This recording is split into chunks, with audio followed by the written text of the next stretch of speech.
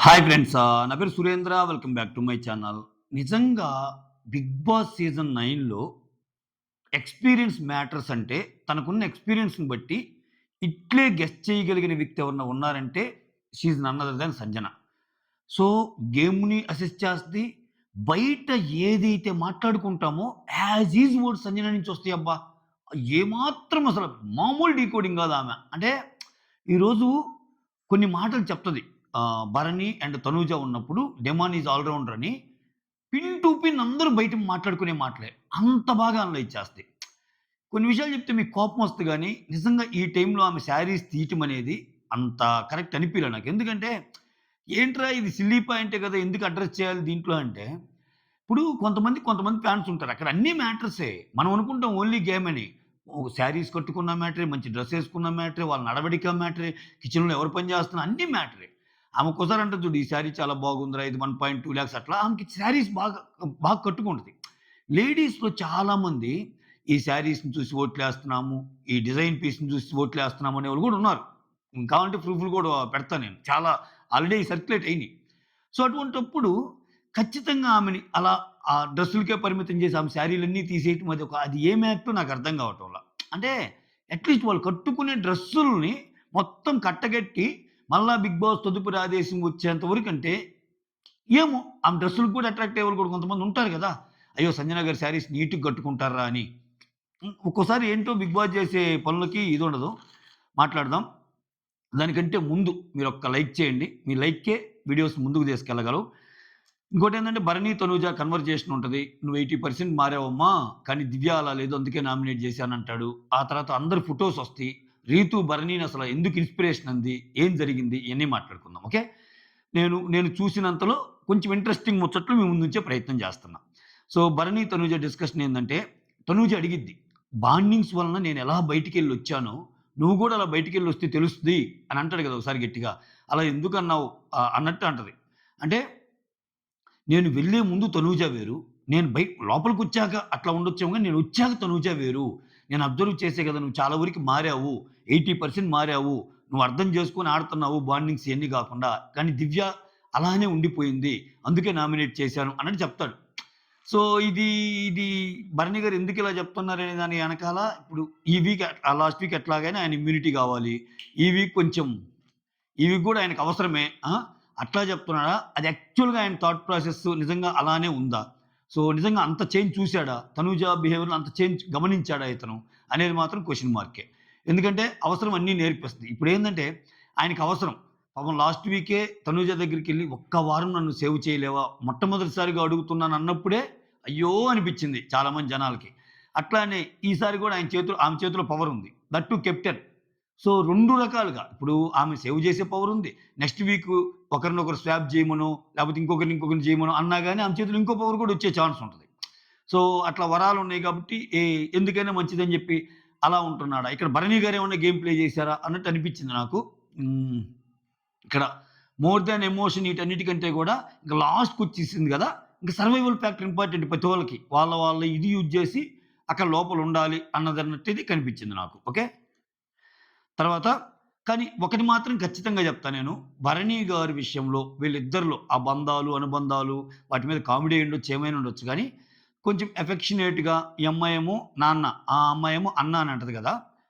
చూడండి ఇక్కడ ఆ అమ్మాయి అన్న అన్నది అన్న, అన్న, అన్న అన్న పిలుపు అంత ఎక్కువ అదవ్వల. నాన్న, నాన్న అన్న పిలుపు ఇదయింది. ఎందుకంటే అన్ని సార్లు అందు అన్న, అన్న అని. ఆ బాండ్ తెలుసు ఆ అమ్మాయికి అంతే. సో, నాకు అన్న భావం ఉంది అన్నట్టు అంటది. తనూజలాగా నాన్న, నాన్న, నాన్న, నాన్న అని అవసరం లేదు. Bharani sir, Bharani sir, Bharani sir అట్లా అందు. సో, మోర్ ఓవర్ ఏందంటే ఒక కన్సర్న్ వచ్చినప్పుడు తెలిసిద్ది. ఇప్పుడు నిజంగా దివ్య ప్లేస్‌లో ఇప్పుడు ఆయన దివ్యాని నామినేట్ చేసాడు గదా! దివ్యాని నామినేట్ చేసినట్టు తనూజాని నామినేట్ చేస్తే అట్‌లీస్ట్ అసలు అలా కూర్చొని కన్వర్జేషన్ ఉండే అంత సీన్ ఉందా? ఖచ్చితంగా ఫైర్ అయ్యిద్ది తనూజ. నువ్వు నన్నెందుకు నామినేట్ చేసావు అన్నట్టు. బట్ దివ్య ఆ పర్టిక్యులర్ టైమ్‌లో కోప్పడ్డా తర్వాత నేనెళ్తానేమో నువ్వు జాగ్రత్త. ఇక్కడ చూడండి. ఇక్కడ డిఫరెన్స్ చెప్తా చూడండి. నేనెళ్తానేమో నీ ఆరోగ్యం జాగ్రత్త అని దివ్య ఈయనకి చెప్తుంది. ఈయనేమో లేస్తే తనూజ దగ్గరికెళ్ళి "అరేయ్! నువ్వు ఫుడ్ విషయంలో జాగ్రత్తగుండవు. బనానాస్ తిను, ఎగ్స్ తిను, హాట్ వాటర్ తాగు" అని ఏం చెప్తున్నాడు. ఇది ఇది కుటుంబంలోనే ఒక ఆహ్, ఇటు దివ్య సిస్టర్స్ లవ్ టువర్డ్స్ భరణి అనేది భరణి మీద చూపిస్తే, భరణి వచ్చి తనూజ మీద ఒక డాటర్స్ లవ్ చూపిస్తా ఉంటాడు. దీన్ని బట్టి అర్థమైద్ది మనకి. ఆ అమ్మాయికి అంత కోపం మర్చిపోయింది ఒకరోజే. కోపం మర్చిపోయిన భరణి గారు ఉన్నప్పుడు భరణి గారి దగ్గరికి రావడానికి ట్రై చేయటం ఇయన్నీ ఉంటది.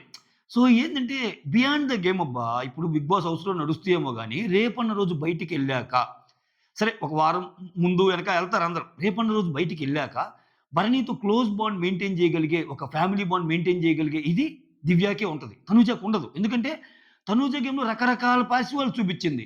సో ఆయన అసలు నాకేం చేశాడండి, ఆయనే అన్నీ చేశాడండి, అవసరమైనప్పుడు నాన్న అంటది, అవసరం లేకపోతే భరణి సార్ అంటది, అవసరమైన భరణి గారు అంటది ఇట్లా.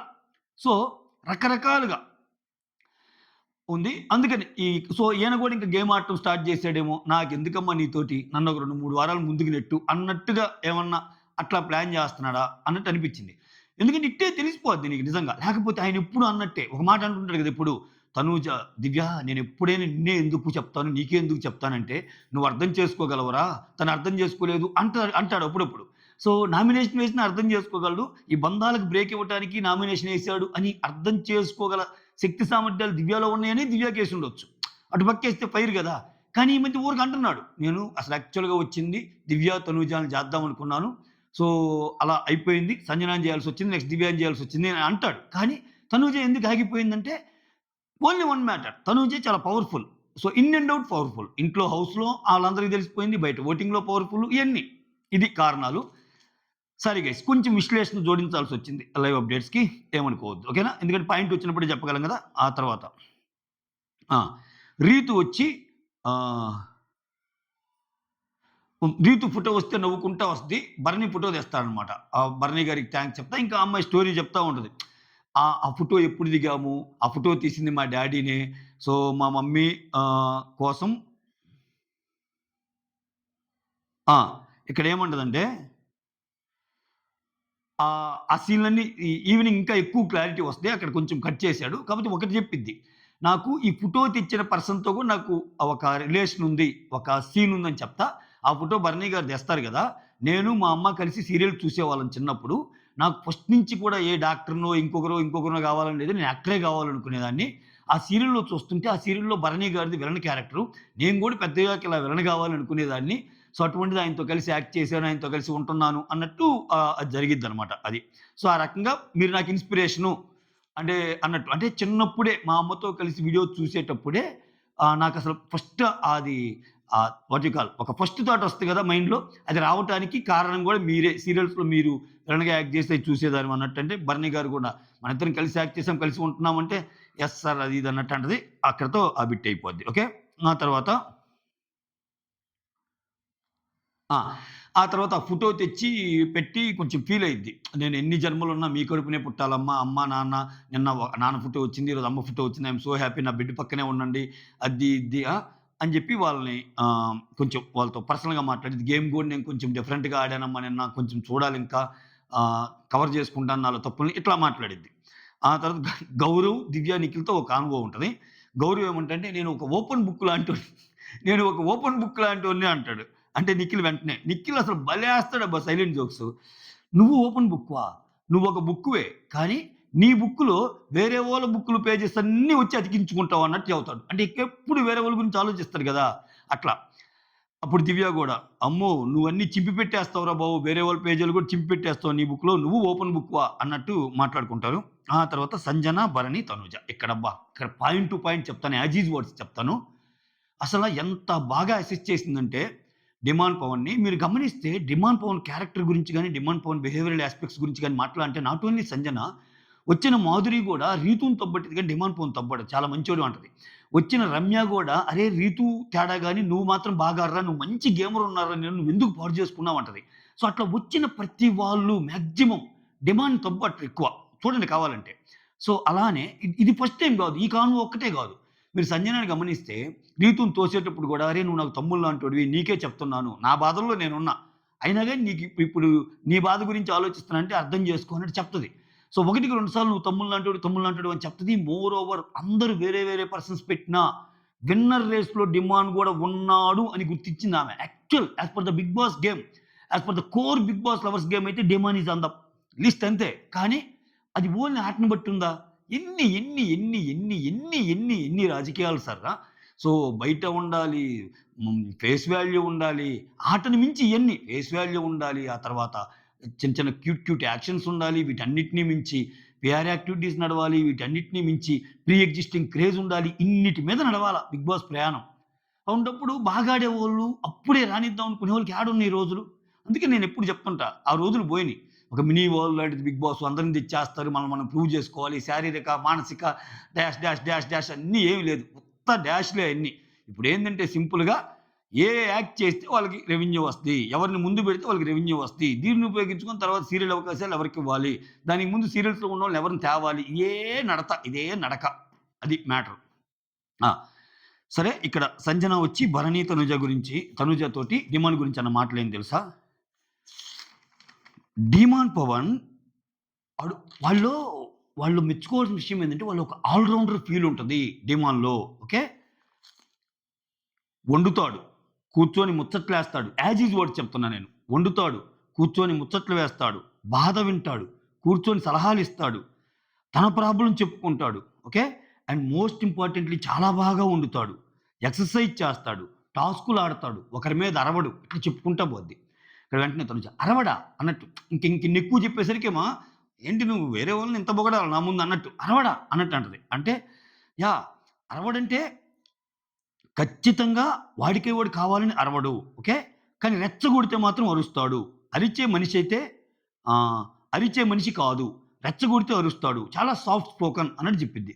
చెప్పాక తనూజ మీతో అలా ఉంటున్నాడా? అందరితోనా? అందరితో అలానే ఉంటున్నాడు. అంటే అలా ఏం లేదే. అలా ఏం లేదు. మీకలా అనిపిస్తుంది. ఓకే. ఆర్గ్యుమెంట్స్‌లో నేనన్నా ఒక్కోసారి ఓకే అంటా గానీ, ఆడు లాగుతానే ఉంటాడు విషయాన్ని. అస్సల గివ్ అప్ చేయడు అన్నట్టు చెప్తా. ఇది గివ్ అప్ ఇచ్చే హౌసారా ఇది? భలే అంటది ఈ మాట సంజన. ఇప్పుడు ఇక్కడ వచ్చిన 23 మందిలో అందరూ గివ్ అప్ ఇవ్వరు. ఎవరి కోసం వాళ్ళు ఆడతారు.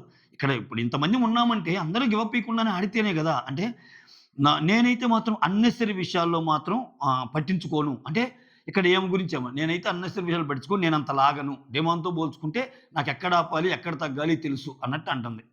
ఇది మీరే ఆన్సర్ జేయాలా, మీరే కామెంట్ జేయాలా. ఇంక నేనేం చెప్పలేను దీనికి మించి. ఇది మ్యాటరు.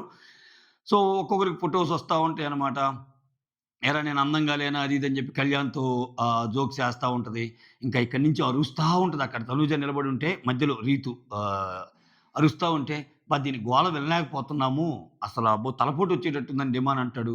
తర్వాత డిమాన్ వాళ్ళ అమ్మా, నాన్న గురించి చెప్తాడు. వాళ్ళ నాన్న గురించేమో మా నాన్న అసల ఆహ్, అహా! వాళ్ళ నాన్న కోప్పడతాడా? ఒక్క నిమిషం ఆగండి. ఓకే. ఒక్క సెకండ్. మా మమ్మీ అయితే మాత్రం ఆహ్, ఆహ్, కోప్పడి ఇప్పుడు వాళ్ళ మమ్మీకి కోపమొచ్చి అనిందనుకో, ఇతను నవ్వాడనుకో, ఆ కోపంలో గూడా కోప్పడి "ఏందిరా నవ్వుతున్నావు" అని ఆమె కూడా నవ్వేసిద్దంట. అట్లా ఉంటది నాకు మా మమ్మీతోటి. మా డ్యాడీ కొంచెం ఓకే. అట్లా చెప్తాడు. కోపాల గురించి ఇయన్నీ షేర్ చేసుకుంటా ఉంటారనమాట. ఒక్కొక్కరు ఆ ఫోటోస్ తేవటం, ఆ ఫోటోస్ గురించి ముచ్చట్లాడుకోవటము ఇవన్నీ. ఇది లైవ్ అప్డేట్స్ నేను చెప్పాలనుకున్న points. That's all. Thank you so much. Signing off. Me Surendra.